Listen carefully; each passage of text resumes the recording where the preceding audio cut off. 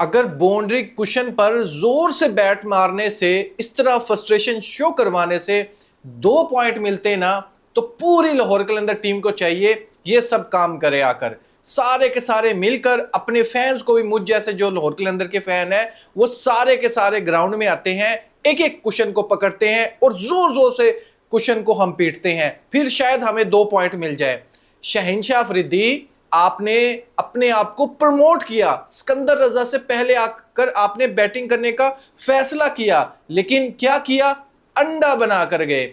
आप इतने ही महान ऑलराउंडर हैं तो आप अपने घर पर ही होंगे, आप इस जगह पर ऐसा काम बिल्कुल भी नहीं कर सकते, कैप्टेंसी का गलत इस्तेमाल नहीं कर सकते। आप मुझे ये बताओ, कोई भी आप में से ये कभी भी नहीं कहेगा कि आप शहंशाह अफरीदी को पहले भेज दें सिकंदर रजा से, ऐसा कैसे पॉसिबल हो सकता है। लाहौर कलंदर की बैटिंग लाइनअप की तरफ देखें, इसमें आपको क्लियरली तौर पर नजर आएगा, प्रमोट किया कप्तान ने सिकंदर रजा से पहले। और ना सिर्फ इस मैच में, आपने हमेशा से देखा होगा शहंशाह अफरीदी अपने आप को बेस्ट ऑलराउंडर समझता है, जबकि उसका काम है एक प्रॉपर बॉलर, वो एक पेसर है, ऊपर से उसको रोल मिल गया है कैप्टेंसी का।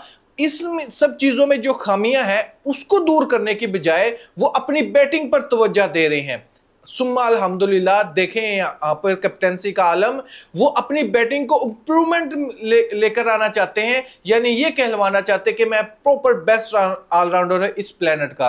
आप इस स्कोर ब्रेकडाउन में चेक करें वर्सेस कोयटा, जो लाहौर अभी हारी है, इसमें देखें 46% डॉट्स बॉल खेली हैं, यानी पूरा प्लान था टेस्ट मैच ही खेल कर जाना। टोटल बॉल्स होती हैं टी20 में 120 में से 50 डॉट्स बॉल ये खेलकर चले गए हैं। 6 से 16 ओवर के बीच इन 10 ओवरों में लाहौर कलंदर की टीम स्कोर कितना बोर्ड पर लगाती है, जस्ट 46। यार आप इमेजिन कर सकते हैं 10 ओवर के बाद, जहां पर पावर प्ले में सिर्फ 3 विकेट्स गिरी हैं, अगले 10 ओवर में भी 3 विकेट्स गिरी हैं, लेकिन बोर्ड पर रन होते हैं सिर्फ 46। आलम चेक करें, ये तो इज्जत रखी है उसामा मीर ने। उसामा मीर ने लास्ट में आकर उसने जो स्कोर किए हैं, वहां से लाहौर कलंदर की थोड़ी बहुत इज्जत बची है। अदरवाइज आज जिस तरह से बुरे तरीके से कोयटा ने पीटा है, लाहौर कलंदर ऑलमोस्ट बाहर ही समझो। सिर्फ एक मैच, अब लाहौर कलंदर इस पोजीशन पर आकर खड़ा हो गया है, किसी भी एक टीम से एक मैच हार जाता है तो इस टूर्नामेंट से बाहर हो गया समझो। पिंडीज तो ऑलरेडी बाहर हो चुकी हैं, लेकिन लाहौर कलंदर की टीम अभी एक मैच भी हार जाएगी तो ये भी ऑफिशियल तौर पर ऑलमोस्ट बाहर हो जाएंगे, जैसी इनकी परफॉर्मेंस है। अब इस टेबल पॉइंट में देख सकते हैं, टॉप पर ऑफ कोर्स पेशावर ज़ल्मी है 13 पॉइंट के साथ, फिर इस्लामाबाद यूनाइटेड है 9 पॉइंट के साथ। लाहौर कलंदर पर बात करते हैं, 6 मैचेस में इसने सिर्फ 2 जीते हैं, 4 में इनको हार मिली है। अब इनके पास बचे हैं सिर्फ और सिर्फ 4 मैचेस, अगर ये चारों के 4 जीते हैं तो ये टेबल पॉइंट में 12 पॉइंट्स रख पाएंगे, बस इससे ज्यादा नहीं। अगर दूसरी टीम्स का व्यू करें हम, जैसे इस्लामाबाद यूनाइटेड है, ऑलरेडी 9 मैच है, अगर इनको 12 पॉइंट हासिल करने हैं, 2 मैच इन लोगों ने जीतने हैं, तो ये भी ऊपर ऑलमोस्ट क्वालिफाई के लिए ये कर सकती है। और मुल्तान सुल्तान को भी देख सकते हैं आप, इनके पास 4 मैचेस हैं, 4 में से ये भी 2 मैच जीते, 12 पॉइंट इनके पास भी है। लेकिन ये मुल्तान सुल्तान, इस्लामाबाद यूनाइटेड, पेशावर ज़ल्मी तो ऑलरेडी क्वालिफाई कर चुकी है, सिर्फ 1 पॉइंट खाली है, उसमें आप कोयटा ग्लैडिएटर को शामिल कर सकते हो, हैदराबाद किंग्स मैन को शामिल कर सकते हो, क्योंकि रिसेंटली परफॉर्मेंस इनकी अच्छी है, कंटिन्यू ये 3 मैचेस जीत चुके हैं। कराची को भी आप इग्नोर नहीं कर सकते, इनके भी 6 पॉइंट है। लाहौर कलंदर के सिर्फ 4 पॉइंट है, जो कि इनको अब एक हार मिली तो ये भी टूर्नामेंट से ऑलमोस्ट बाहर ही समझो। लाहौर कलंदर के जो बैट्समैन थे, नाम तो बहुत बड़े बड़े थे, डोमेस्टिक में परफॉर्मेंस भी अच्छी दे रहे थे, स्पेशली अब्दुल्ला शफीक की बात करें, लेकिन अब इनके स्टैट चेक करें, जो प्रॉपर बैट्समैन है लाहौर कलंदर के, मोहम्मद नईम की तरफ देखें, इनकी एवरेज देखें, सिर्फ आपको नजर आएगी फखर जमान की एवरेज अच्छी, वो भी 23 की, ये भी कोई अच्छी एवरेज नहीं है। 2 मैच फखर जमान ने मिस किए हैं, अदरवाइज आप देखें 16, 10, 8 की एवरेज के साथ आप पीएसएल के मैचेस जीत सकते हैं, कभी भी पॉसिबल नहीं हो सकता।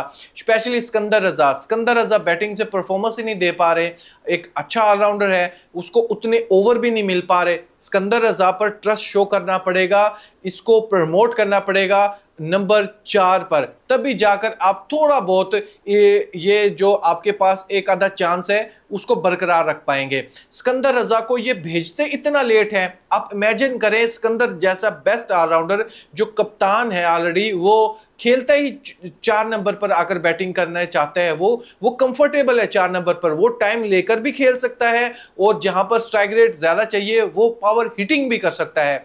लेकिन जैसे ही लाहौर कलंदर में आता है, पता नहीं कभी 8वें नंबर पर आकर बैटिंग कर रहा है, कभी वो 7वें नंबर पर बैटिंग कर रहा है, इनके नंबर ही सेट नहीं हो पा रहे। कभी आसिफ अली के साथ ये बैटिंग करने के लिए चले जाते हैं, कभी आसिफ अली को ड्रॉप कर देते हैं, उसामा मीर का चांस नहीं बन रहा होता, बड़ी मुश्किल से उसामा मीर को 1-2 मैच खेलने का मौका मिला है।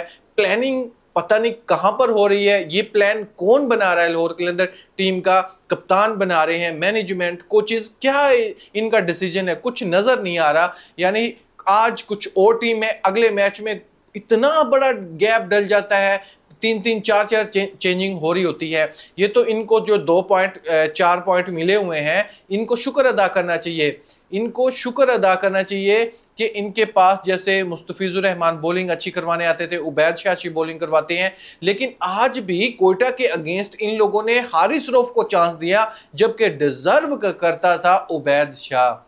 आप ये अंदाजा लगा सकते हैं, मैच हरवाने में अहम रोल अदा करते हैं लाहौर कलंदर के बॉलिंग लाइनअप में हारिस रऊफ, लेकिन जानबूझकर उसको खिलाया जाता है। दोस्ती यारी होगी तो फिर रिजल्ट भी कुछ ऐसे ही आप लोगों के सामने आएंगे।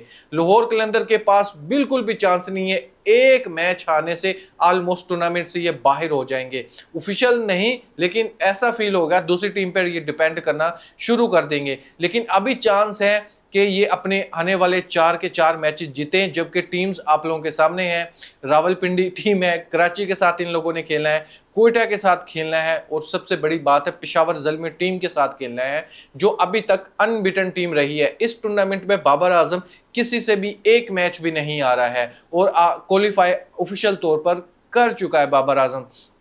फिर मैं दोस्तों, मैं आपका ओपिनियन जानना चाहूँगा, लाहौर कलंदर टीम की परफॉर्मेंस इतनी बुरी, स्पेशली देखें अगर बैटिंग लाइनअप की तरफ देखें तो बैट्समैन अपना रोल उस तरीके से निभा ही नहीं पा रहे हैं। मोहम्मद नईम एक मैच में चला, अब तक वो अभी तक उसका वही स्टाइल है, यानी अगर कोई पिच डिफिकल्ट मिल चुकी है वहां पर थोड़ा सा टाइम लेकर भी नहीं खेलना।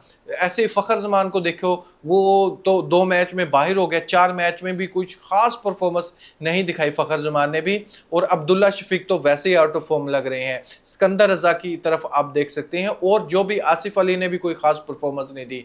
आपको क्या लगता है लाहौर कलंदर की हार के पीछे सबसे बड़ी वजह क्या है? बैक टू बैक ये मैचेस हार रहे हैं, 3 लगातार हार चुके हैं, टोटल 4 मैचेस हार चुके हैं। क्या लगता है आपको इनके बेस्ट प्लेइंग 11 कौन सी होनी चाहिए जिस वजह से कि लाहौर कलंदर अगले 4 मैचेस जीत सकें? और कप्तान जो ये कर रहे हैं, अब कभी अपने आप को बहुत जल्दी प्रमोट कर लेते हैं एज ए बैट्समैन के तौर पर, बॉलिंग वो अच्छी करा रहे हैं लेकिन वर्ल्ड क्लास के बैट्समैन नहीं है, जिस वजह से शहनशाह अफरीदी ऑलमोस्ट हर पीएसएल सीजन में विकेट्स लेकर जाता है, लेकिन बॉलिंग भी उतनी खास नहीं है जितनी होनी चाहिए थी। कप्तान है, लेकिन डिसीजन क्या सारे कप्तान के हैं? फिर भी अपनी राय कमेंट बॉक्स में मुझे जरूर कहिएगा कि लाहौर कलंदर कैसे इस पीएसएल सीजन में कमबैक कर सकती है।